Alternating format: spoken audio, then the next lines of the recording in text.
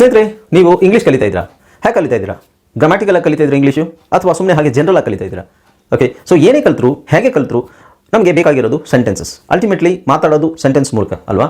So ಸೆಂಟೆನ್ಸನ್ನು ನಾವು ಹೇಗೆ ಸಣ್ಣ ಸಣ್ಣ ಸೆಂಟೆನ್ಸ್ ಫಸ್ಟು ನಾವು ಕಲಿಬೇಕು. ಫಸ್ಟ್ ಬೇಸಿಕ್ಕಾಗಿ ಚಿಕ್ಕ sentence, come here, go there, sit, stand, okay, so eat your food, something like this. ಸಣ್ಣ ಸಣ್ಣ ಸೆಂಟೆನ್ಸನ್ನು ನಾವು ಇಂಗ್ಲೀಷ್ನಲ್ಲಿ ಕಲಿತಾ ಹೋಗಬೇಕು. ನೀವು ಗ್ರಾಮರ್ ಕಲ್ತ್ರೂ ಪರವಾಗಿಲ್ಲ, ಗ್ರಾಮರ್ ಜೊತೆಗೆ ಸಣ್ಣ ಸಣ್ಣ ಸೆಂಟೆನ್ಸ್ ಕೆಲವುದೆಲ್ಲ ನಾವು ಕಲಿತಾ ಹೋದಾಗ ಏನಾಗುತ್ತೆ, ಅದು ನಮಗೆ ಈಸಿಯಾಗಿ ನಾವು ಮಾತಾಡಲಿಕ್ಕೆ ನಮಗೆ ಅನುಕೂಲ ಮಾಡಿಕೊಡುತ್ತೆ. ನೋಡಿದರೆ ಸ್ನೇಹಿತರೆ, ನಾನು ನಿಮಗೆ 50 ಡೈಲಿ ಯೂಸೇಜ್, ಡೈಲಿ ಬಳಸುವಂತಹ 50 ಸೆಂಟೆನ್ಸನ್ನು ಈ ವಿಡಿಯೋದಲ್ಲಿ ತೊಗೊಂಬಂದಿದ್ದೀನಿ. ಅದನ್ನೆಲ್ಲ ಈ ಬೋರ್ಡ್ ಮೇಲೆ ಎಕ್ಸ್ಪ್ಲೈನ್ ಮಾಡೋ ಅವಶ್ಯಕತೆ ಇಲ್ಲ.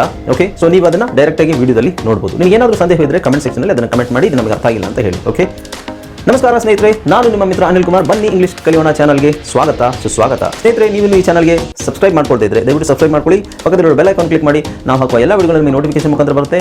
ನಿಮಗೆ ಏನಾದರೂ ಡೌಟ್ ಇದ್ದರೆ ಕಮೆಂಟ್ ಸೆಕ್ಷನಲ್ಲಿ ನೀವು ಕಮೆಂಟ್ ಮಾಡುವಂತ ಆಗಲೇ ಹೇಳಿದೆ ನಾನು. ಈ ವಿಡಿಯೋವನ್ನು ದಯವಿಟ್ಟು ಕೊನೆ ತನಕ ನೋಡಿ, ಯಾಕೆಂದರೆ ಇದರಲ್ಲಿ 50 ಸೆಂಟೆನ್ಸ್ ಇದೆ. 50 ಸೆಂಟೆನ್ಸನ್ನು ನೀವು 15 ನಿಮಿಷದಲ್ಲಿ ಕಲಿತರೆ ಡೈಲಿ ಕಲಿಬೇಕು ಅದನ್ನು.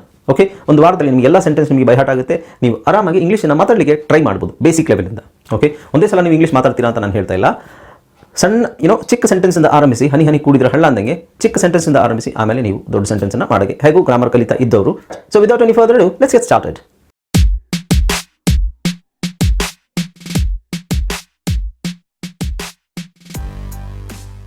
ಹಲೋ ಫ್ರೆಂಡ್ಸ್, ಇದೊಂದು ವಿಶೇಷ ಸೂಚನೆ.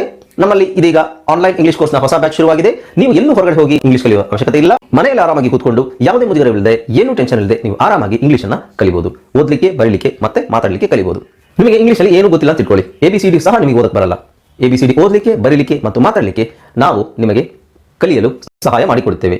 ಓಕೆ, ಮಕ್ಕಳು, ದೊಡ್ಡವರು, ಕೆಲಸಕ್ಕೆ ಹೋಗೋರು, ಮನೆಯಲ್ಲಿರೋರು ಯಾರು ಬೇಕಾದ್ರೂ ನಮ್ಮ ಕೋರ್ಸನ್ನು ಜಾಯ್ನ್ ಆಗ್ಬೋದು. ಇದಕ್ಕೆ ವಯಸ್ಸಿನ ವಯೋಮಿತಿ ಇರುವುದಿಲ್ಲ. ಹಾಗಾದ್ರೆ ಸ್ನೇಹಿತರೆ, ತಡ ಯಾಕೆ, ಈ ಕೂಡಲೇ ನಿಮ್ಮ ಫೋನನ್ನು ತೆಗೆದುಕೊಳ್ಳಿ ಅಂಡ್ ಕೆಳಗಡೆ ಕೊಟ್ಟಿರುವಂತಹ ಸೆಲ್ ಫೋನ್ ನಂಬರ್ಗೆ ಕಾಲ್ ಮಾಡಿ ನಿಮ್ಮ ಹೆಸರನ್ನು ರಿಜಿಸ್ಟರ್ ಮಾಡಿಕೊಳ್ಳಿ. ನನಗೆ ಟ್ಯಾಕ್ಸಿ ಬೇಕಾ ಅಂತ ಅವನು ಕೇಳಿದ. ನನಗೆ ಟ್ಯಾಕ್ಸಿ ಬೇಕಾ ಅಂತ ಅವನು ಕೇಳಿದ. He asked if I needed taxi. He asked if I needed taxi. Okay, he asked if I needed taxi. ನನಗೆ ಬೇಕಾ ಅಂತ, ಸೊ ಬೇಕಾ ಅಂತ ಕೇಳ, ಅದಕ್ಕೆ ಅಲ್ಲಿ if ಹಾಕೊಂಡಿದೀವಿ ನೋಡಿ. ನೀನು ಹೇಗೆ ಗಿಟಾರ್ ನುಡಿಸ್ತೀಯೋ ಹಾಗೆ ನನಗೆ ಕಲಿಸಿಕೊಡಬಲ್ಲೆಯ. ನೀನು ಹೇಗೆ ಗಿಟಾರ್ ನುಡಿಸ್ತೀಯೋ ಹಾಗೆ ನನಗೆ ಕಲಿಸಿಕೊಡಬಲ್ಲೆಯ. ಇದನ್ನು ಹೇಗೆ ಹೇಳ್ಬೋದು? See, can you teach me how to play the guitar like you do? Can you teach me how to play the guitar like you do? Can you teach me how to play the guitar like you do?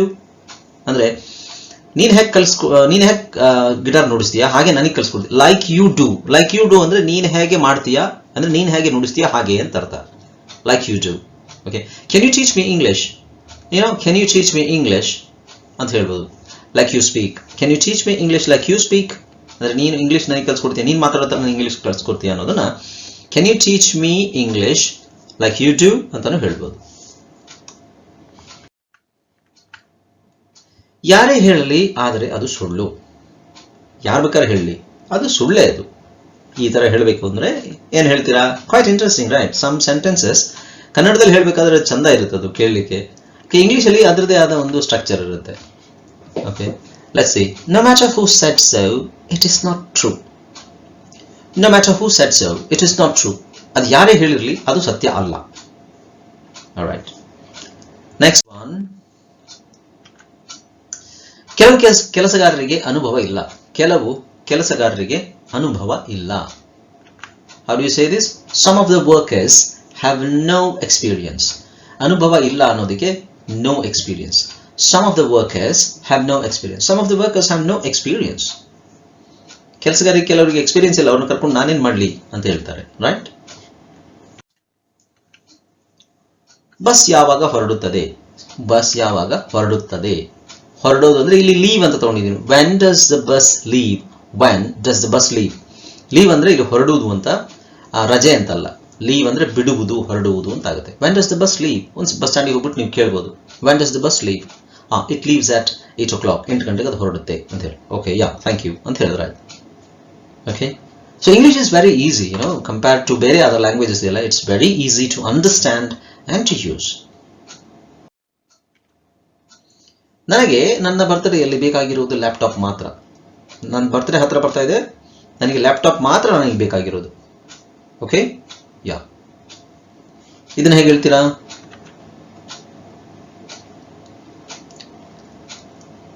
All I want for my birthday is a laptop. All I want for my birthday is a laptop. Okay? ಯಾರಿಗೂ ಹೇಳಬೇಡ ಅಂತ ಅವನು ನನ್ನ ಕೈಯಲ್ಲಿ ಆಣೆ ಮಾಡಿಸಿಕೊಂಡ. ಯಾರಿಗೂ ಹೇಳಬೇಡ ಅಂತ ಅವನು ನನ್ನ ಕೈಯಲ್ಲಿ ಆಣೆ ಮಾಡಿಸಿಕೊಂಡ. ಹೆಂಗೆ ಹೇಳ್ತೀರಾ ಇದನ್ನ? Try. He made me swear not to tell anyone. Swear, SWEAR ಇದೆಯಲ್ಲ, swear ಅಂತ ಹೇಳಿದ್ರು swear, R silent. He made me swear not to tell anyone.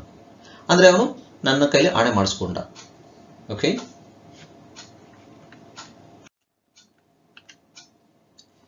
ನಾವು ಅಲ್ಲಿಗೆ ಹೋಗುವಷ್ಟರಲ್ಲಿ ತಡವಾಗಿತ್ತು. ನಾವು ಅಲ್ಲಿಗೆ ಹೋಗುವಷ್ಟರಲ್ಲಿ ತಡವಾಗಿತ್ತು. ಅದನ್ನ ಹೇಗೆ ಹೇಳ್ತೀರಾ? By the time we got there, it was too late. By the time we got there, it was too late.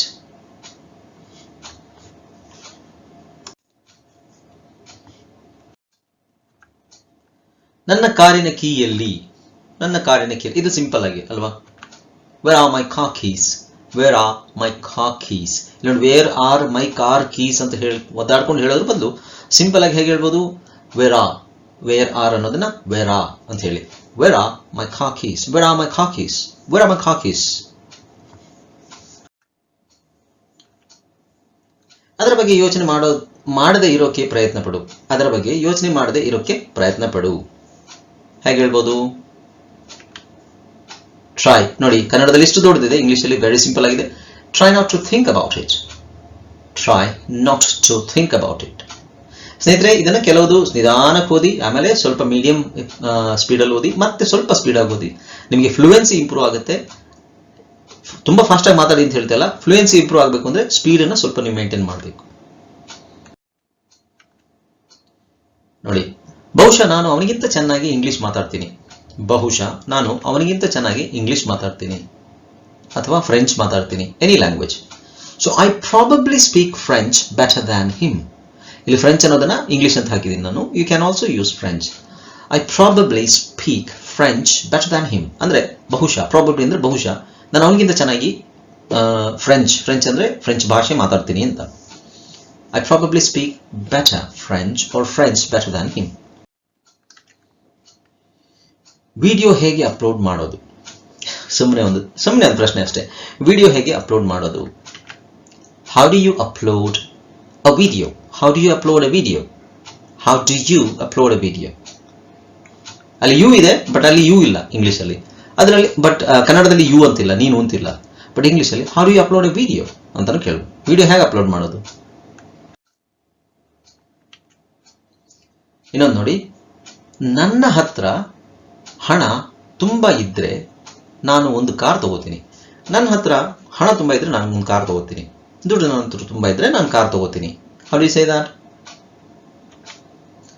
If I have a lot of money, I will buy a car. If I have lot of money, I will buy a car. ದುಡ್ಡು ನನ್ನ ಹತ್ರ ತುಂಬ ಇದ್ದರೆ ನಾನು ಕಾರ್ನ purchase ಮಾಡ್ತೀನಿ. Okay, ನಾವು ಕ್ಷಮೆ ಕೇಳಲು ಸಮಯವಾಗಿದೆ. ಕ್ಷಮೆ ಕೇಳಲು ಸಮಯವಾಗಿದೆ. ಇದನ್ನ ಹೇಗೆ ಹೇಳ್ತೀರಾ? It's time to apologize. It's time to apologize. Apologize ಅಂದ್ರೆ ಕ್ಷಮಾಪಣೆಯನ್ನು ಕೇಳುವುದು. Apologize. It's time to apologize. ನೋಡಿ, ಸ್ವಲ್ಪ ದೊಡ್ಡದಾಗಿದೆ ಸೆಂಟೆನ್ಸ್. ಸಮಾಧಾನ ಮಾಡಿಕೋ, ಇದು ನಿನಗೆ ಅರ್ಥ ಆಗುತ್ತೆ ಅಥವಾ ಅರ್ಥ ಆಗಿದೆ. Calm down, you got this. ನೋಡಿ, ಸಿಂಪಲ್ ಆಗಿದೆ. ಕಾಮ್ ಡೌನ್, ಸಮಾಧಾನ ಮಾಡ್ಕೋ. ಯು ಗಾಟ್ ದಿಸ್, ಇದು ನಿನಗೆ ಅರ್ಥ ಆಗಿದೆ, ಒಂದು ಅರ್ಥ ಆಗುತ್ತೆ. ಯು ಗಾಟ್ ದಿಸ್, ನಿನಗೆ ಸಿಕ್ಕಿದೆ, ನಿನಗೆ ಅರ್ಥ ಆಗಿದೆ ಅಂತ. ಹೌದು ಅನ್ಕೋತೀನಿ. ಯಾ, ಐ ಗೆಸ್. ಗೆಸ್ ಅಂದ್ರೆ ಗೆಸ್ ಮಾಡೋದು. ಹೌದು ಅನ್ಕೋತೀನಿ ಅಂದ್ರೆ ಹೌದು, ನಾನು ಗೆಸ್ ಮಾಡ್ತೀನಿ, ಹೌದು ಅಂತ ಅರ್ಥ ಆಗಿದೆ ಅಂತ ಅನ್ಕೋತೀನಿ ಅಂತ, ಸಮಥಿಂಗ್ ಲೈಕ್ ದಟ್.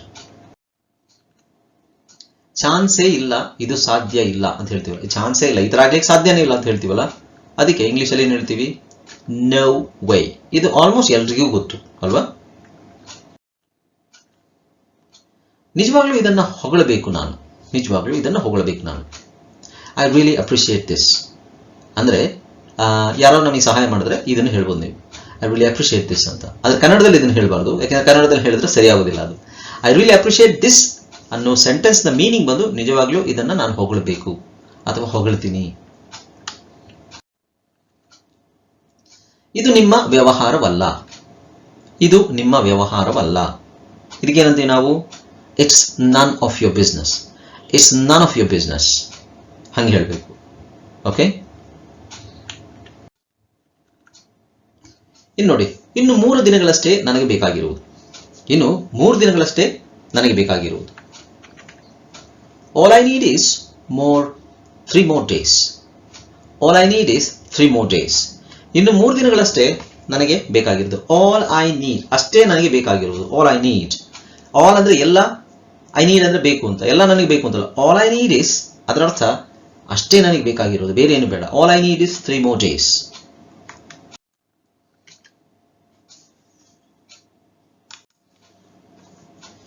ಇದು ನೋಡಿ, ಸ್ವಲ್ಪ ಅಡ್ವಾನ್ಸ್ಡ್ ಆಗಿದೆ, ಸ್ವಲ್ಪ ಜಾಸ್ತಿ ಇದೆ ಸೆಂಟೆನ್ಸ್ ಎಲ್ಲ. ಇದು ಸಿಕ್ಕಿದ ತಕ್ಷಣ ನನಗೆ ಕಾಲ್ ಮಾಡು, ಅಥವಾ ಇದು ಅರ್ಥವಾದ ತಕ್ಷಣ ನನಗೆ ಕಾಲ್ ಮಾಡು. ಸೊ ಇದನ್ನು ಸಿಂಪಲ್ ಆಗಿ ಹೇಗೆ ಹೇಳ್ಬೋದು? Call me back when you get this. Get ಅನ್ನೋದಿದೆಯಲ್ಲ, ಅರ್ಥ ಆಗೋದು ಅಂತ ಮೀನಿಂಗ್ ಇಲ್ಲಿ. Call me back when you get this. Call me back when you get this. ನನ್ನನ್ನು ಕ್ಷಮಿಸಿಬಿಡಿ, ನಾನು ಸ್ವಲ್ಪ ಬ್ಯುಸಿಯಾಗಿದ್ದೀನಿ, ನನಗೆ ಸಾಧ್ಯವಿಲ್ಲ. Okay, I am sorry. Oh I am sorry, I can't, I am busy. Oh I am sorry, I can't, I am busy. ನನ್ನನ್ನು ಕ್ಷಮಿಸ್ಬಿಡಿ, ನಾನು ಸ್ವಲ್ಪ ಬ್ಯುಸಿ ಆಗಿದ್ದೀನಿ, ನನಗೆ ಸಾಧ್ಯವಿಲ್ಲ. Very simple, isn't it? ಇದು ತುಂಬಾ ರುಚಿಕರವಾಗಿದೆ. ಸೊ ರುಚಿಕರ ಅಂತ ಹೇಳೋದು ನಾವು ಡೆಲಿಷಿಯಸ್ ಅಂತ ಹೇಳ್ತೀವಿ ಇಂಗ್ಲಿಷಲ್ಲಿ. ಲುಕ್ಸ್ ಅಂದ್ರೆ ರುಚಿಕರವಾಗಿ ಕಾಣಿಸ್ತಿದೆ, ಇದು ತುಂಬಾ ರುಚಿಕರವಾಗಿ ಕಾಣಿಸ್ತಿದೆ ಅಂತ ಅರ್ಥ. ನೋಡಕ್ ತುಂಬಾ ರುಚಿಕರವಾಗಿರ್ಬೋದೇನೋ ಅಂತ ಅನಿಸ್ತಾ ಇದೆ ಅಂತ. This looks delicious. ಇಲ್ಲಿ ನೋಡಿ, ನೆಕ್ಸ್ಟ್, ಯಾಕೆ ನನ್ನ ಕಾಲ್ಗಳಿಗೆ ಉತ್ತರಿಸುತ್ತಿಲ್ಲ, ನನಗೆ ಯಾಕೆ ವಾಪಸ್ ಕಾಲ್ ಮಾಡುತ್ತಿಲ್ಲ. ಕಾಲ್ಗಳಿಗೆ ಅಂದ್ರೆ ಕಾಲ್ಗಳಿಗೆ ನಾನು ಹೇಳಿದ್ದು ಕಾಲ್ಸ್. ಕಾಲ್ಸ್ ಅಂದ್ರೆ ಕರೆಗಳಿಗೆ, not legs. Why aren't you returning my calls. Returning the calls ಅಂದ್ರೆ ಕಾಲ್ ಅನ್ನ ವಾಪಸ್ ಹಿಂತಿರುಗಿಸಿ ಕೊಡುವುದು ಅಂತಲ್ಲ.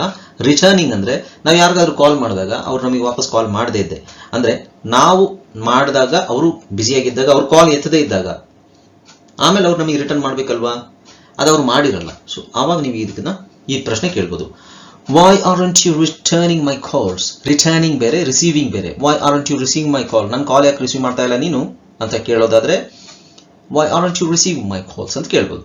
ರಿಟರ್ನಿಂಗ್ ಅಂದ್ರೆ ಯಾಕೆ ನನಗೆ ರೆಸ್ಪಾಂಡ್ ಮಾಡ್ತಾ ಇಲ್ಲ, ಅಂದ್ರೆ ರಿಟರ್ನ್ ಮಾಡ್ತಾ ಇಲ್ಲ ಅಂದ್ರೆ ನೀವು ಕಾಲ್ ತೆಗಿತಾನೂ ಇಲ್ಲ, ನನಗೆ ಕಾಲ್ ಮಾಡ್ತಾನೂ ಇಲ್ಲ, ಯಾಕೆ? ಅದೇ ಅದರ ಪ್ರಶ್ನೆ ಇಂಗ್ಲಿಷಲ್ಲಿ. ನೀನು ಇದನ್ನ ಅರ್ಥ ಮಾಡ್ಕೋತೀಯಾ ಅಂತ ನಾನು ನಿರೀಕ್ಷೆ ಮಾಡಲ್ಲ. This is also an easy sentence, seems to be difficult. I don't expect you to understand this. I don't expect you to understand this. I don't expect you to understand this. ನೀನು ಅರ್ಥ ಮಾಡ್ಕೋತೀಯಾ ಅಂತ ನಾನೇನು ನಿರೀಕ್ಷೆ ಮಾಡಲ್ಲ. I don't expect, ನಾನು ನಿರೀಕ್ಷೆ ಮಾಡಲ್ಲ, you to understand this. ಈಗ ನನಗೆ ಬರಲು ಸಾಧ್ಯವಿಲ್ಲ. I can't come right now. Right now ಅಂದ್ರೆ ರೈಟ್ ಅಂದ್ರೆ ಈಗಲೇ ಅಂತ. ಈಗಲೇ ನನಗೆ ಬರ್ಲಿಕ್ಕೆ ಸಾಧ್ಯ ಇಲ್ಲ. ಇಲ್ಲಿ ನೋಡಿ, ಅವನು 3 ತಿಂಗಳ ಮುಂಚೆನೆ ತೂಕ ಇಳಿಸಿಕೊಳ್ಳಲು ಶುರು ಮಾಡಿದ. ಅವನು 3 ತಿಂಗಳ ಮುಂಚೆನೆ ತೂಕ ಇಳಿಸಿಕೊಳ್ಳಲು ಶುರು ಮಾಡಿದ. How do you say it in English? Try. He began to lose weight 3 months ago. He began to lose weight 3 months ago. Ago ಅಂದ್ರೆ 3 ತಿಂಗಳ ಮುಂಚೆ. Began ಅಂದ್ರೆ ಶುರು ಮಾಡಿದ. To lose, ಏನು ಶುರು ಮಾಡಿದ? ತೂಕ ಇಳಿಸಲು. ಯಾರು? ಅವನು. He began to lose weight 3 months ago. 3 ವರ್ಷ ಆಯ್ತು ಅರುಣ್ ಹೈಸ್ಕೂಲ್ನಿಂದ ಪಾಸ್ ಆಗಿ. ಸೊ ಇದನ್ನ ಈ ತರ ಸ್ವಲ್ಪ ಸ್ಟ್ಯಾಂಡರ್ಡ್ ಆಗಿ ಹೇಳ್ಬೋದು ನೋಡಿ. It's been 3 years since Arun graduated from high school. ಅಂದ್ರೆ 3 ವರ್ಷ ಆಯ್ತು ಪಾಸ್ ಆಗಿ, ಹೈಸ್ಕೂಲ್ ನಿಂದ ಪಾಸ್ ಆಗಿ. ನಿಂದ ಇಟ್ಸ್ ಬೀನ್ ಸಿನ್ಸ್ ಅಂತ ಬರುತ್ತೆ. ಇಟ್ಸ್ ಬೀನ್ 3 years ಸಿನ್ಸ್ ಅಂತ ಬರುತ್ತೆ. ಸೋಫಾ ಕೆಳಗೆ ನನಗೆ ಏನು ಸಿಕ್ಕಿದೆ ನೋಡು. ಸೋಫಾ ಕೆಳಗೆ ನನಗೆ ಏನು ಸಿಕ್ಕಿದೆ ನೋಡು. Look what I found under the sofa. Look what I found under the sofa. ಅದಾಗಲೇ ತೆರೆದಿದೆ. ಅದಾಗಲೇ ತೆರೆದಿದೆ. It's already open. It's already open. ನೋಡಿ ಸ್ನೇಹಿತರೆ, ನಾನು ಇದರಲ್ಲಿ ವಿಡಿಯೋದಲ್ಲಿ ಏನೇನು ಪ್ರೊನೌನ್ಸಿಯೇಷನ್ ನಾನು ಕರೆಕ್ಟಾಗಿ ಹೇಳಿದ್ದೀನಿ ಅದೇ ಥರ ನೀವು ಫಾಲೋ ಮಾಡಿದ್ರೆ ಸಾಕು. ಮೀನಿಂಗ್ ಅದು ಹೇಗಿದೆ ಹಾಗೆ ಫಾಲೋ ಮಾಡಿ. ಒಂದು ಸ್ವಲ್ಪ ಆಚೆ ಈಚೆ ಇದಾಗ್ಬೋದು, ಬಿಟ್ಟರೆ ಬೇರೆ ಜಾಸ್ತಿ ಏನೂ ಸಮಸ್ಯೆ ಬರೋದಿಲ್ಲ. Okay, yeah, thanks for listening or thanks for watching.